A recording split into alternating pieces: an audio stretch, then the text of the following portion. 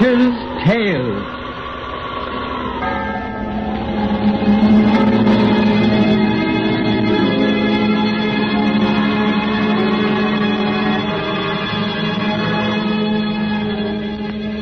The fascinations of the eerie, weird, blood-chilling tales told by old Nancy, the witch of Salem, and Satan, her wise black cat. They are waiting for you. Now.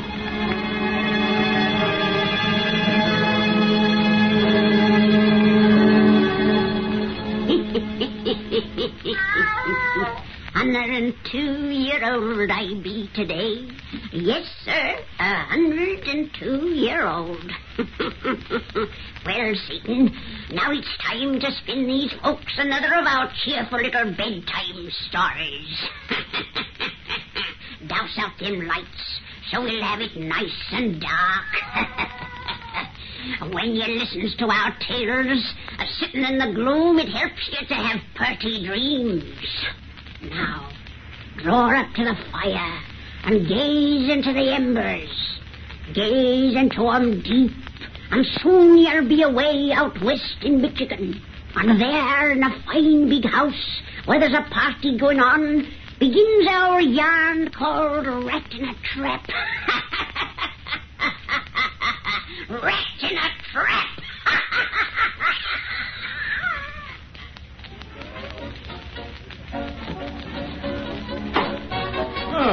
Didn't know you were out here on the veranda, Denny. Enjoying the night air, Mr. Cowper. Oh, it's as hot as blazes inside. But young fellas like you should be in there dancing in spite of the heat. I'm afraid I'm not much of a dancer. You mean when the only girl you care to dance with doesn't happen to be around, eh? Son, you're certainly a model for husbands. Too bad Lucy didn't come in with you this morning. She'd have enjoyed this. I wish she had come along the way things turned out. But you know I expected to return on the late afternoon train. I'm glad you missed that last train, so we can have you here tonight. Yes, it's nice to be here, but this is the first night Lucy and I have been separated since our marriage. Nowadays, ladies have the vote. One of the first things a rising young lawyer with political ambitions must learn is not to appear too much married. I forgot that you're trying to make me president someday. I may, but right now we'll compromise on United States Senator.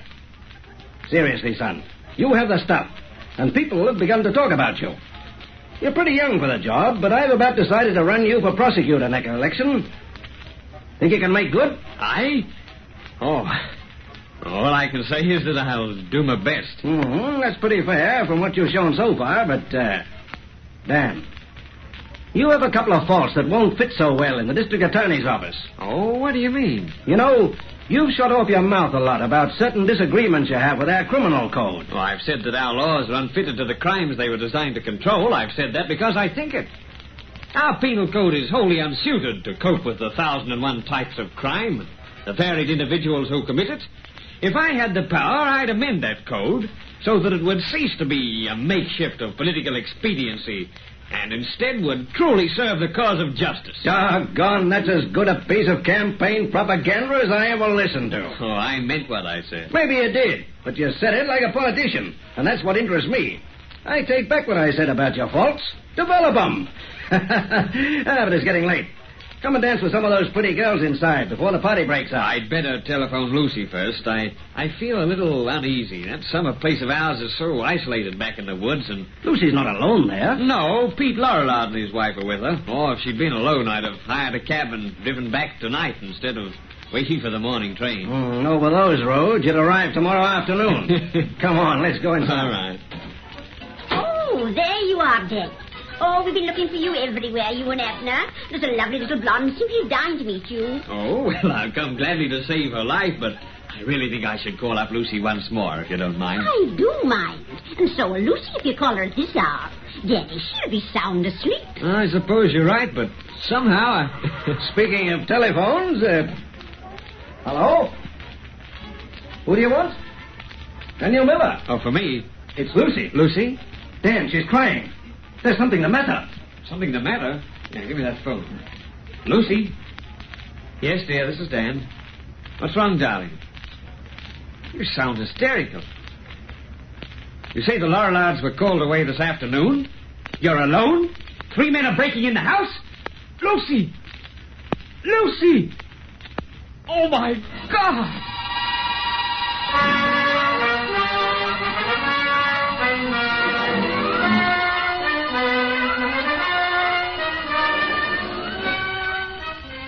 Free pants, dear. Hobos. Drunken brutes. They're breaking in. Oh, God! They'll be inside the house in a moment. Lucy, and I'm 50 miles away. Yes, you can't help me, and I can't help myself. We're both helpless. Helpless as rats in a trap.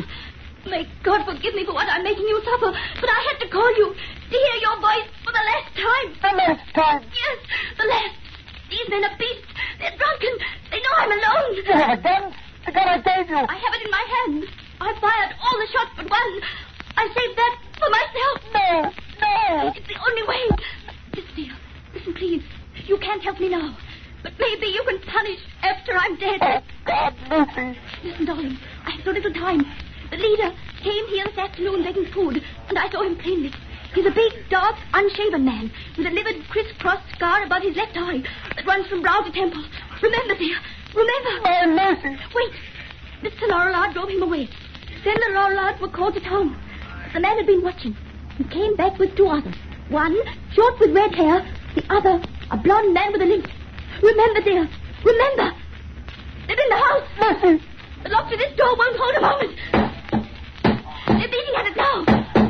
The door is giving. I have the gun ready. A bullet through my head. They can't hurt me. Lucy. Remember them, dear. Remember. They're here. Dad, please, Dad. I love you, dear. Goodbye. Lucy.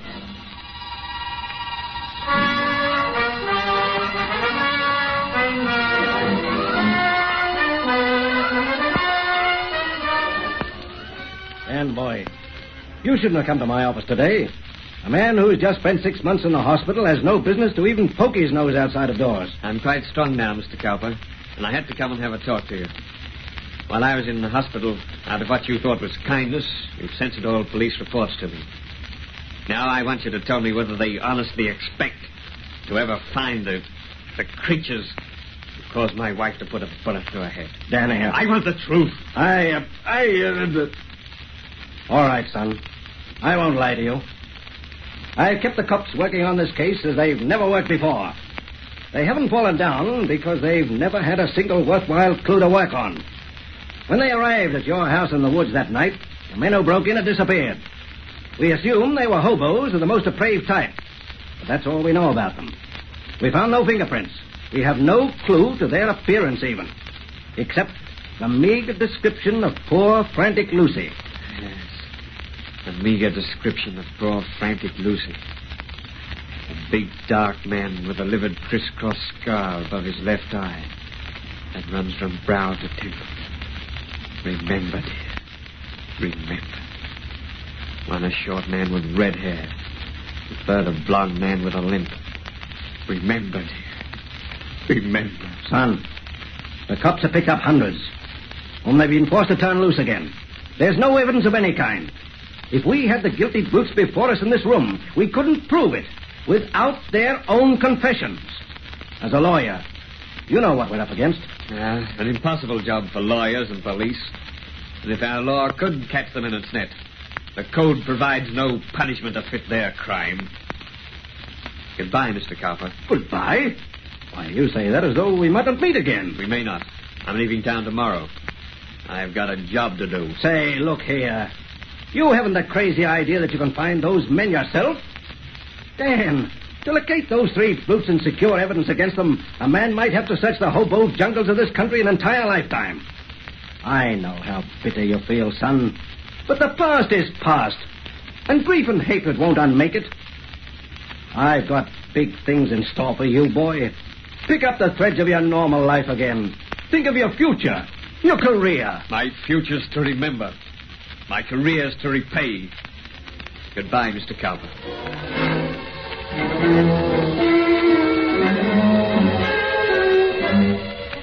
Hello there, Lawyer Thomas.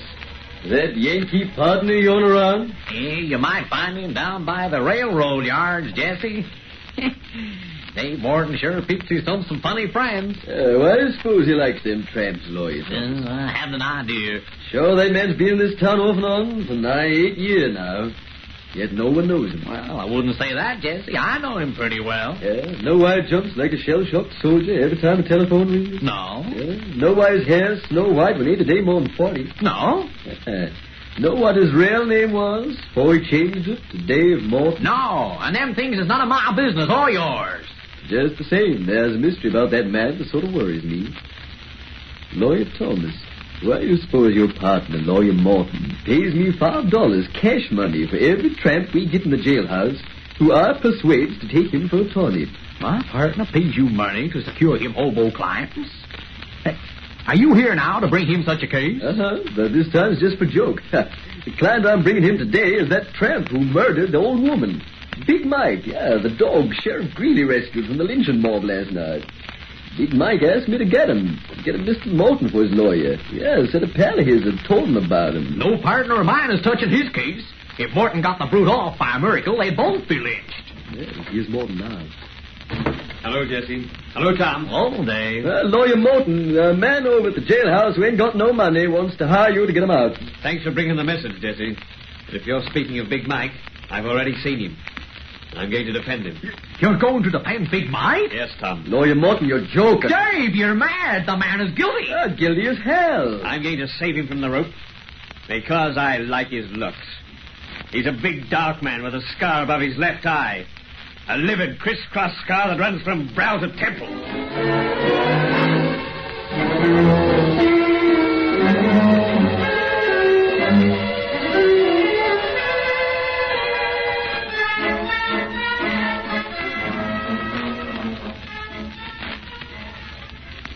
Extra payer, murder goes free, Big Mike not guilty. Extra payer, Morton wins acquittal, jury frees Big Mike. Extra payer. God. Look at the people buying them papers and then standing round reading them, talking about me. If you hadn't have sneaked me here to your house, boss, they'd have had me swinging on the lamppost by now. Come away from the window. You're safe here, Mike. Gee, I hope so. But you gotta get me out of town quick. They look for me here and string me up. They'll never lynch you, Mike. I'm taking care of you now. Better have another drink.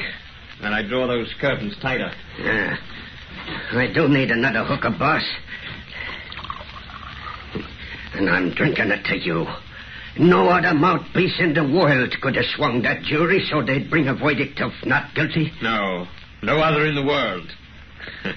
I used perjured testimony, lying witnesses, a framed alibi. I used every dirty trick in the book. But I got you off, Mike. Out of jail, away from the hangman. And I've got you now. Alone with me. See, you're acting a little crazy, boss. Say, I'll have another. You know I can't figure you out, boss. Why do you make me tell you how I croaked that old woman for you to take my case? I was interested in you, Mike. And for 10 years it's been my rule to know the truth about my client's guilt or innocence before I took a case. Yeah, I heard that. And every hobo from Maine to California says that spilling you the truth never brung him home. That's why I told you the works right off the bat. You got a great name in the jungle, boss. Yeah, it took me 10 years to build that reputation, Mike. Won't you have another drink? Thanks. But, gee, you'll have me stewed in a minute. Well, here's how again. Say, you're a funny guy. You not only spend your own dough to buy witnesses and all, but then you bring me to your house and treat me like a prince. It's very simple, Mike. I've done the things I have because you interest me. Yeah, interest me tremendously. Yeah, I'd like to know more about your life, about your travels, experiences. Other little peccadillos before you so neatly strangled that last old woman. Say, why you always asking me questions about what I done before we met? Are you afraid to trust a man who saved your life? Oh, but you ask such nutty questions. how long I'd had this crooked scar over my eye, for instance. I was merely curious as to whether you had it 10 years ago when you were in Michigan. And I told you I don't know nothing about Michigan. Oh, come on, Mike. You've lied about that long enough. I never mentioned it before, but friends of yours have told me you were there. What friends? Let me see now. Oh, yeah, their names were Red and Limpy. Red and Limpy? You know them? Quite well. I haven't seen them lately. Have you? No. Neither has anyone else. What do you mean? That they disappeared from the road, and they ain't in jail nowheres. They're just gone. What'd I tell you about me in Michigan? The most interesting story I've ever heard. About a house in the woods. And a woman. They told you that, eh? Yes. Have another drink. I'll open this fresh bottle and join you. Suppose you tell me about your Michigan adventure. I didn't have no part in it. I didn't... Here's your drink, Mike. I must be off my nut to be afraid of you. I got reason to trust you. And I need help about that Michigan job. Need it bad. Listen, the word's gone round that dame's husband has been searching ever since it happened. That he's been on the road with the bows and riding the rails, living in the jungles, asking questions, trying to learn who caused his wife to shoot herself. They say he did for Red and Limpy, and no one's even found their bodies. He used to be a lawyer, just like you, boss. He was... God! Why are you stopping, Mike? The notion just crossed me mind that you might be him. I must be drunk to think a thing like that about the guy who saved me from the rope. If you was her husband, you'd have sent me there. So give me that drink, boss, and I'll spill the works. This liquor tastes funny, but it's good. It's swell. Drink your own, too, boss, and I'll tell you all about a pretty little dame in the house in the woods. Helpless she was as a rat in a trap. Helpless, frightened, like I like to see 'em. Too bad she shot herself before. Say, boss, what's eating you? You crushed that glass in your hand as if it was paper. And your eyes look crazy. See, what you pulling them curtains on the wall for? So you can see what lies behind them. Just a couple of plaster statues of two guys' heads and shoulders. But the faces is all gone, so the bones are showing through. What happened to those faces? You're going to find out, Mike. Just as Red and Limpy learned. Red and Limpy? These busts are their death masks. Taken in soft plaster. After they'd lain here helpless. Helpless. Helpless as rats in a trap. And you're going to lie here, helpless, while your punishment fits your crime. God, you're the guy... I'm the husband of the girl you brought to death. I'm going to get out of here. You can't. You can't rise from that chair. You dope me liquor. I can't move. I'll move you. Down to my cellar below. Down to my cellar for which I've saved you from the gallows. The news for you'll be too easy, Mike. Your punishment will fit your crime. No, let me go. Let me go. What you gonna do? Your punishment will fit your crime. Your punishment will fit your crime.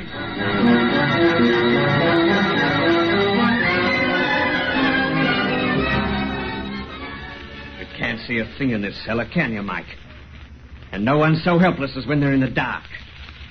I want you to be very helpless, Mike. More helpless than a rat in a trap. Helpless as a woman alone in the house in the woods. Helpless as a man who loved her and who heard you 50 miles away. Helpless as a man who heard the shot that killed her. He couldn't raise his hand to save her. What you gonna do to me? Hey, you got me tied to stakes and spread eagled on the floor. But how you gonna kill me? What you gonna do? You're struggling, Mike, but your buns will hold. I tied them very tight. What did you do to Red and Limpy that you're gonna do to me? In them plaster busts upstairs, what happened to their faces? Guess, Mike, guess. If you don't tell me, I go nuts. Nuts, I tell you, raving nuts. Oh, no, you won't. Not for many hours. I've investigated the length of time required to drive men mad. Your brain's undeveloped, so it'll take you longer than most. Help! Help! God, if I could only see you. Ah, you're putting something over me head. Yeah, part of a little apparatus that made Red and Limpy featureless. Use your imagination, Mike. You may guess how it's done. Oh, God. Oh, God, why don't you curse at me, beat me, kick me, do something I can understand? What are you going to do to me when you leave me? How am I going to die? When I reach the top of these stairs, you'll know. When I open the secret panel, it will soon be the door of your tomb. Then you'll have a moment's light. Just enough for a quick, short glimpse around you. Two skeletons beside me. The bones of Red and Limpy. What else do you see? There's a cage coming over my head. A cage like a rat trap. Oh, I see the rat trap. A rat is in it. A rat is in the cage with me. And soon he'll be crawling over my head and biting. Ah, that's what happened to the other faces. A rat. No, no, no. Don't leave me in the dark waiting, helpless, guessing when that rat's going to start a bite. That's your punishment, Mike. Oh, Goodbye. ah! The third, Lucy. And the last. I remembered. And I repaid. Martin! Dave Martin! Martin! Yes, Tom. I hear you. For God's sake, let me in! Quick as you value your life! I'll let you in, Tom. What's the matter, Tom? What you knew would be the matter when you got Big Mike acquitted. A lynching mob is formed, and a challenge for this house. They won't find Big Mike here. He's gone. They ain't after him. They're coming here with the rope to hang you, Dave. They can hang me if they want to, Tom. They think I wish to live. I don't. Why, you're talking like a fool. Come on. There ain't time to talk. But I want to talk, Tom, about imagination. Imagination that can see a living rat in a crumpled old grey rag, and mutilated human faces in two old broken plaster busts of poor blind justice. Imagination that kills more horribly and surely than if the things it sees were real. Dave Morton, I think you're mad. That mama's almost here. And if they find you, they'll hang you to a tree. Keep away from that front door. Here, what are you going to do? I'm going to meet them. Those who usurp the place of justice must expect a punishment to fit their crime.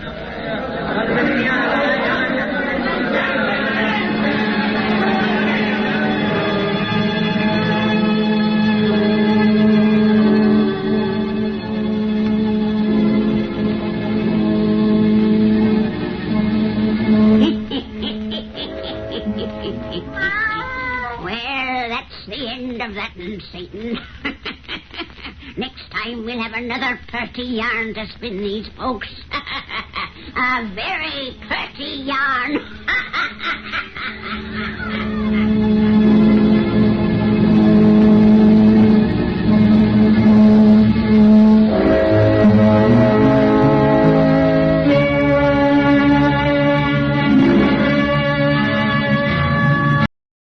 This is Watch Waddle Cartoons on the Baba Ghoulie Radio Show, signing off for the evening.